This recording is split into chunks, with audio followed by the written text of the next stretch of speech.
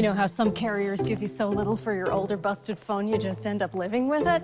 I don't think so. Verizon lets you trade in your broken phone for a shiny new one. You break it, we upgrade it. You dunk it, doggy bone it. Slam it, wham it, strawberry jam it. We upgrade it. Get a 5G phone on us with select plans. Every customer, current, new, or business. Because everyone deserves better. And with plans starting at just $35, better costs less than you think.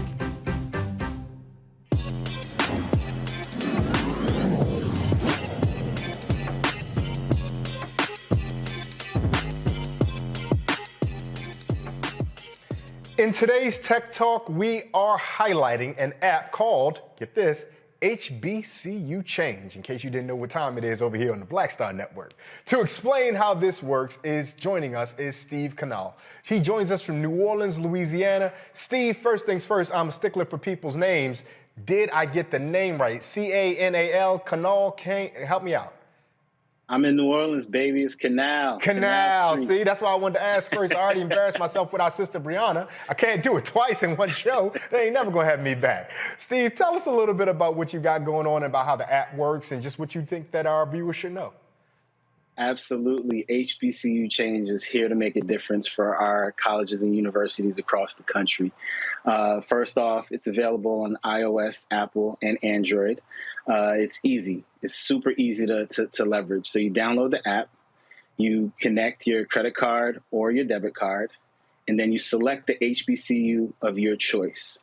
And then from there, just go online. You can do some online shopping. You can go to the store, and it rounds up. So as an example, you go to a coffee shop, you buy a cup of tea. It costs $3.50. It'll roll up to the nearest dollar. So that 50 cents would then be transferred over to the HBCU of your choice. So it's pretty easy. It's very simple. And the math just makes sense. I could talk about, how this came about because only about 3 to 4% of alumni are giving back to public HBCUs. Private HBCUs, it's a little bit higher, about 7 to 8%. And when you think about PWIs, they're giving on average about 20%. So you can see that there's a lot of work that needs to be done for HBCUs to get that support from their alumni. And so when we go in to choose our HBCU, are we stuck with the one that we choose initially? Because I'm an Howard alum myself, but I live right up the street from Morgan State University in Baltimore, and I'm a West Side citizen in Coppin State. So I might want to show some love over to those Baltimore HBCUs. Would I have the opportunity to do that? Absolutely. And just to make it clear, this isn't just for alumni. So this is for, alumni and supporters. I went to a PWI, I went to Fordham University, but I've been giving back to HBCUs consistently for over 20 years. I have an affinity for it, a passion for it. I create programming for it, in addition to HBCU Change. So when you're on the app, you're in full control. You decide which HBCU you want to give to any day. And you also could turn it on or turn it off to your liking as well. I know we got on our panel with us an HBCU savant in Scott, and we also have an ally, we'll call it my Bloods and Crips ally friend in Brianna. We're holding up the mutual side flag. Brianna, you're a PWI alum as well. So when you hear about this, what do you think about how Black PWI alums, let's be clear, can involve themselves and support the efforts of HBCUs? Yes, it's awesome to be able to engage. And as he emphasized, that just because you don't go to HBCU doesn't mean that you can't be involved with the community and helping HBCUs and donate. So I do think that's a very easy option to give back incrementally versus all at once. I am interested in him expanding more upon, because he made a comment where he knows that private HBCUs have a bigger endowment than public HBCUs. And I just wanted to touch on maybe his belief on the difference of why there's that gap between private alum HBCUs and public alum HBCUs, and if there's anything to play in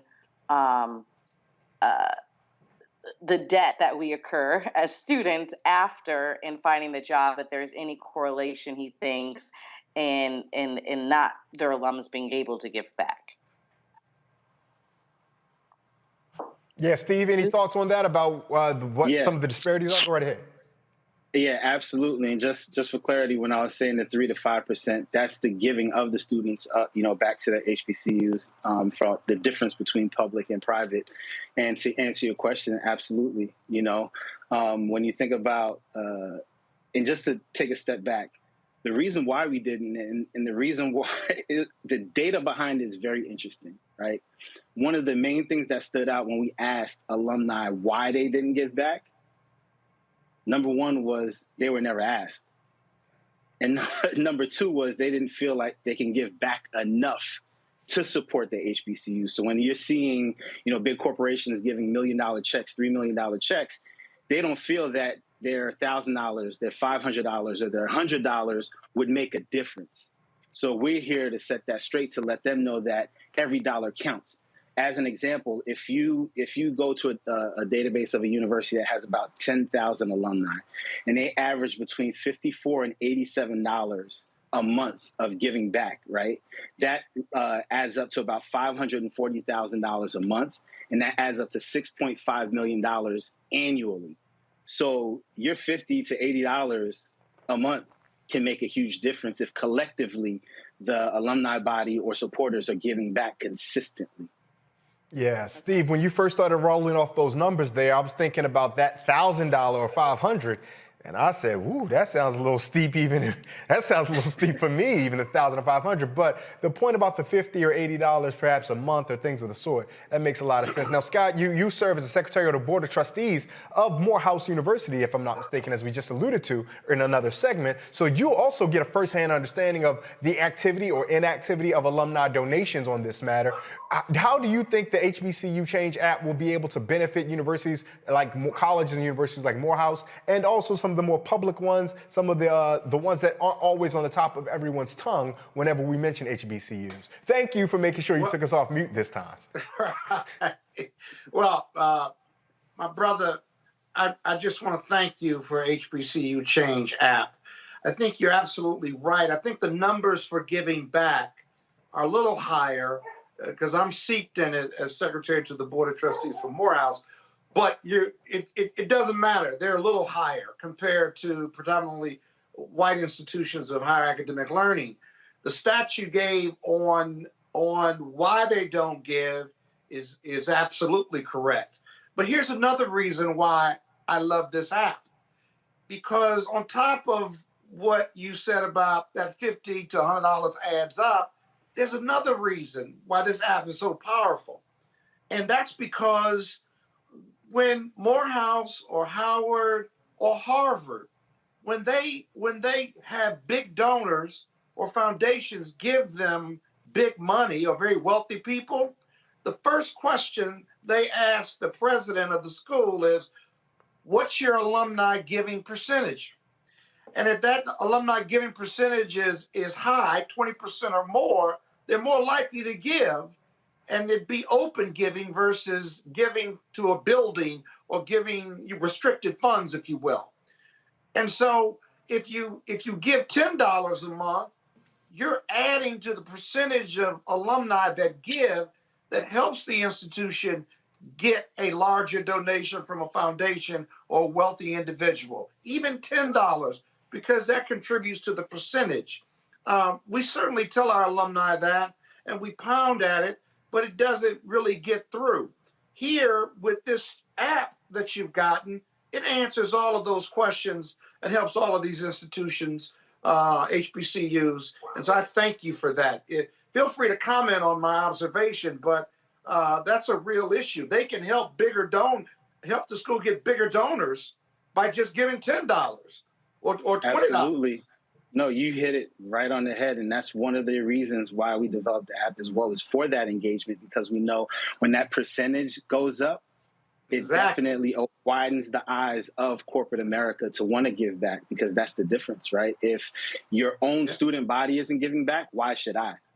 Right? Exactly. So when that engagement percentage is going up and they're seeing that people are donating at a high volume, regardless if it's $5, $10, $100, $1,000, it counts and it makes a difference. And then the larger donors will give unrestricted funds, which you can put into your endowment which is another measure of financial stability, academic stability, when the regulators come and review it. So, for example, most historical Black colleges don't have the endowments of majority institutions. I got that part. But one of the problems why they don't have it is because they get a lot of gifts that are restricted versus unrestricted. That's changed in the last year. Now, Scott, real quick, let me interrupt. Scott, define restricted versus unrestricted so those who might want to contribute can know how to navigate that language and landscape.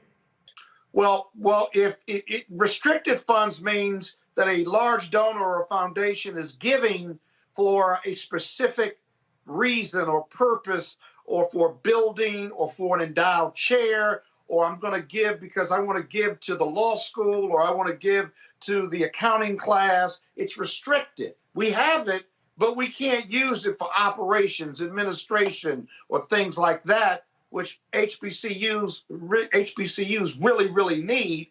Unrestricted giving is the best giving, because then it's up to the board of trustees and senior management at the institution. They can do what they want with it, which means they can put it into infrastructure. They can put it into upgrading the technology at the institution. They can spend money on a new stadium or a new dormitory. It's unrestricted. And the best thing about that is that there's somebody to hold accountable when the money ain't serving the students. Steve, before we let you get out of here, tell folks where they can find more information about HBCU Change. Tell them whatever you want us to know before you get out of here, because this is an important thing that as folks make their budgetary plans, because we had Tigger on talking about finances earlier, when they make their budgetary plans for 2022, we want them to include HBCUs. Tell them about it. Absolutely. You can go to hbcuchange.com and you can get more information on the app. You can also download the app on the Google Play Store or the iOS Apple Store to be able to download the app. And it's super easy. Create a profile, upload a card, and you'll be able to start donating back to HBCU of your choice. Fantastic. Folks, Black Star Network is here. I'm real revolutionary right now. Support this man, Black Media. He makes sure that our stories are told. Thank you for being the voice of Black America, Roland. Stay black. I love y'all. All momentum we have now, we have to keep this going. The video looks phenomenal. See, there's a difference between Black Star Network and Black-owned media and something like CNN. You can't be Black-owned media and be scared. It's time to be smart. Bring your eyeballs home. You dig?